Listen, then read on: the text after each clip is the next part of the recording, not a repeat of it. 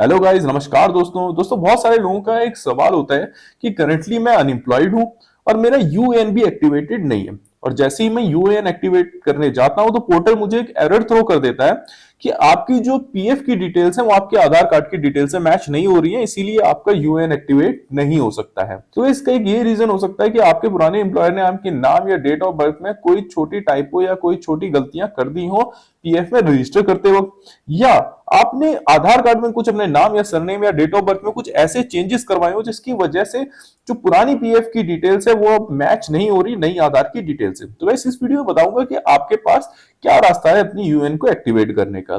क्योंकि आपका UN activate नहीं है तो डिटेल्स चेंज करने के सारे ऑनलाइन रास्ते आपके लिए बंद हो जाते हैं, आप ऑनलाइन कुछ भी नहीं कर सकते।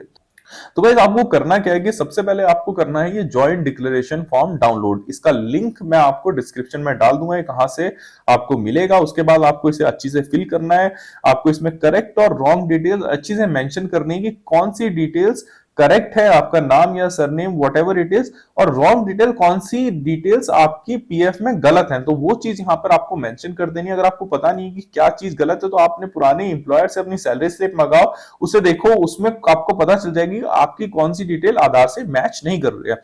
आपको इसे अच्छी तरह से फिल कर देना है। उसके बाद आप जो भी डिटेल्स भर रहे हो उसके सपोर्टिंग डॉक्यूमेंट्स भी आपको चाहिए, तो आपको जैसे देख सकते हो ये pan card, voter ID card, ये सब डॉक्यूमेंट्स में कोई भी डॉक्यूमेंट्स आप उसमें अटैच कर दो जो आपकी नई डिटेल्स को वैलिडेट करता हो।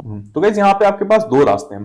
पहला रास्ता ये है कि अगर आप पुराने एम्प्लॉयर के कॉन्टैक्ट में हो या कॉन्टैक्ट में आ सकते हो तो आपको क्या करना है, ये जो डॉक्यूमेंट्स है ये स्पीड पोस्ट करने हैं अपने पुराने एम्प्लॉयर, अपनी पुरानी कंपनी में।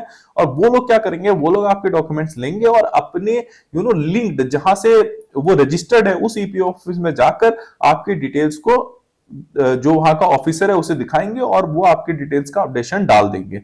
उसके बाद दूसरा तरीका ये है कि अगर आप अपने पुराने एम्प्लॉयर के टच में नहीं हो तो आप डायरेक्टली ईपीएफओ ऑफिस में भी इसे स्पीड पोस्ट कर सकते हो। यहां पर कैच ये है कि आप किसी भी ईपीएफओ ऑफिस में नहीं पोस्ट कर सकते, आप उसी ईपीएफओ ऑफिस में पोस्ट कर सकते हो जहां पे आपका पुराना एम्प्लॉयर रजिस्टर्ड था। फॉर एग्जांपल अगर बैंगलोर में है रजिस्टर्ड आपका पुराना एम्प्लॉयर तो आप बैंगलोर में स्पीड पोस्ट कर दो क्योंकि आप अपने एम्प्लॉयर के टच पे नहीं हो। उसके बाद क्या होगा, जैसे ही उन्हें स्पीड पोस्ट मिलेगा वो लोग आपका जो पुराने एम्प्लॉयर है उससे कनेक्ट होंगे, वो सारी डिटेल्स वेरीफाइड करेंगे और आपका जो अपडेशन है वो आपका पाइपलाइन में चले जाएगा। इन दोनों ही चीजों को कम से कम 40 से 50 दिन लगने वाले हैं। ईपीएफओ का गाइस प्रोसेस जो है वो बहुत ज्यादा धीरे है तो इजिली आपको लंबा टाइम रख सकता है आपकी डिटेल्स अपडेट होने में। तो गाइस अब आपने स्पीड पोस्ट तो कर दिया और ईपीएफओ ऑफिस में आपके डॉक्यूमेंट्स पहुंच गए, उन्हें डॉक्यूमेंट्स मिल गए।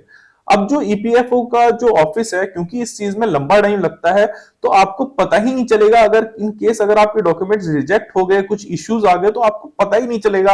अब इंतजार ही करते रह जाओगे, 2 महीने बाद आपको जब आप पूछने जाओगे तो बोलेंगे यार ये दिक्कत है। तो इसके लिए आपको फॉलोअप हमेशा लेना पड़ेगा। उसके लिए आपको क्या करना है गाइस, आप जैसे देख सकते हो ईपीएफआई जीएमएस की वेबसाइट है, जैसे ही आपने स्पीड पोस्ट कर दिया उसके 15 से 20 दिन बाद आप यहाँ आके ग्रीवेंसेस भर दो।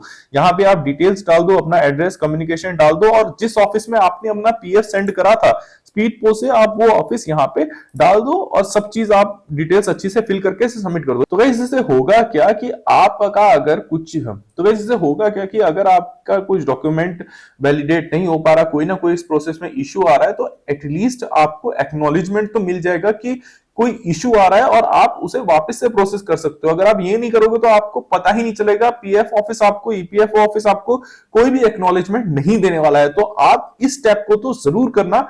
जैसे ही आपने स्पीड पोस्ट करा उससे 15 दिन बाद आप ग्रीवेंसेस डाल देना, इससे क्या होगा आपको एक्नॉलेजमेंट मिलते रहेगा। तो गाइस अगर आपका यूएन एक्टिवेट नहीं है, एम्प्लॉयड नहीं हो, तो आपके पास एक सिंगल यही तरीका है यूएन एक्टिवेट करवाने का, अगर आपकी डिटेल्स मैच नहीं कर रही आधार से, और कोई तरीका नहीं है और आप किसी तरीके से अपना यूएन एक्टिवेट नहीं करवा सकते। गाइस होप ये वीडियो आपको पसंद आई। अगर आपके क्वेश्चन है तो do comment in the video, I will try to answer as much as I can. Thank you guys, bye.